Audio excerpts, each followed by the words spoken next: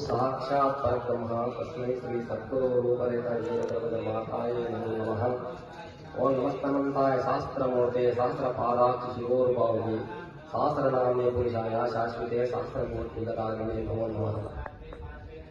श्री मद्गुरु श्री श्री श्री रूपरेखा माताजी పాదరత్నములకు చేతకోటి పాదాభివందనలు అర్పిస్తూ శ్రీ పూజ్య శ్రీ శివయ్య స్వామి వారికి పాదాభివందనలు చేస్తూ వచ్చేసినటువంటి భక్తాదులకు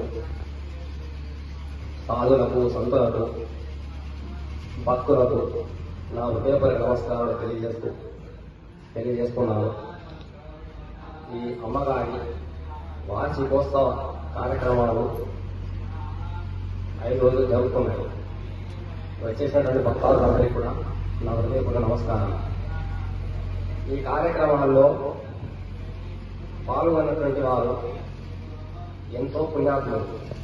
ఎందుకంటే ఈ అమ్మగారి కార్యక్రమాల సత్సంగం ఇది సంవత్సరంకు ఒకసారి అమ్మగారి అవతార కోసం సందర్భంగా ఏర్పాటు చేస్తున్నారు. కాబట్టి ఈ అవకాశము వచ్చినటువంటి వారు భక్తులు గురి యొక్క శిష్యులు తప్పకుండా ఈ యొక్క కార్యక్రమంలో పాల్గొనాలి. ఎందుకంటే సత్సంగ కార్యక్రమం పాల్గొనడం వల్ల సత్యమేంది, అసత్యమేంది, నిజమేంది, అబద్ధమేంది, నడక మానవుడు ఏ విధంగా నడవాలి అనే విషయాలు ఈ సత్సంగ కార్యక్రమంలో తెలుస్తాయి. కాబట్టి అందరూ కూడా అవకాశం ఉన్నటువంటి వాళ్ళు గురు భక్తులు శిష్యులు అందరూ ఈ కార్యక్రమం పాల్గొనాలి. ఈ మాతాజీ కార్యక్రమం పాల్గొనేటువంటి భక్తులందరూ కూడా విజ్ఞప్తి ఏంటంటే మన యొక్క తనమన ధనములు కూడా గురువు గారికి అర్పణ చేయాలి. ఈ వస్తువు రూపంగా కానీ ధన రూపంగా కానీ ఈ ఆశ్రమానికి ప్రతి ఒక్క భక్తులు ఏదో రూపంగా తీసుకొని రావాలన్నట్టు. ఎందుకంటే గురువుకు ఎంత మనం ఇచ్చినా కానీ తక్కువనేనట్టు. కాబట్టి భక్తులందరూ కూడా ఏదో రూపంగా గురువు గారికి ఇవ్వాలన్నట్టు. ప్రతిదీ కూడా ఈ ప్రపంచంలో కూడా సృష్టిలో అంతా కూడా ఈ గురు యొక్క అనుగ్రహంతోనే నడుస్తున్నారు.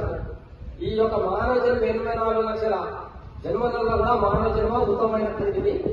ఈ జన్మ లోపల ఏ విధంగా ఉంటే మనకు మళ్ళీ తిరిగి మానవ జన్మ వస్తున్నది అనే విషయాన్ని గ్రహించుకొని నడవాలన్నట్టు.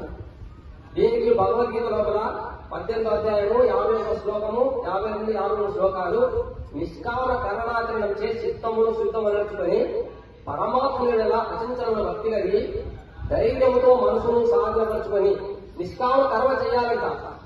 కర్మ చేసేటప్పుడు దీని యొక్క ఫలితం ఆశించి కర్మ చేయొద్దని. నిష్కామ కర్మాచరణ అంటే చిత్తమును శుద్ధమనర్చుకొని, చిత్తం అంటే శుద్ధమవుతాను, చిత్తమును శుద్ధమనర్చుకొని ధైర్యముతో మనసును సాధనపరుచుకొని, ధైర్యంతో మనసుని స్వాధీనపరచుకోవాలి. రాగద్వేషములను విషయవాసనలను విడిచిపెట్టి సాత్విక దైవాన్విత మితాహారములను స్వీకరించు.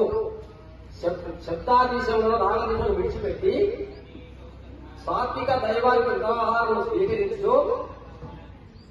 శరీర వాగ్మనములను నియమించి శరీరము వాక్కు మనసు నియమించి వైరాగ్యము లెస్సగా నాశ్రయించి, వైరాగ్యం ఉండాలి కదా, వైరాగ్యము లెస్సగా నాశ్రయించి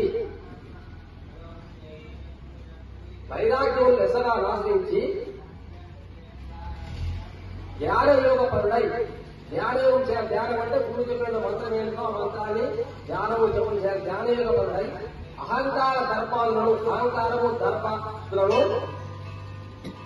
అణిచివేసి కామ క్రోధములను భోగ్య వస్తువులను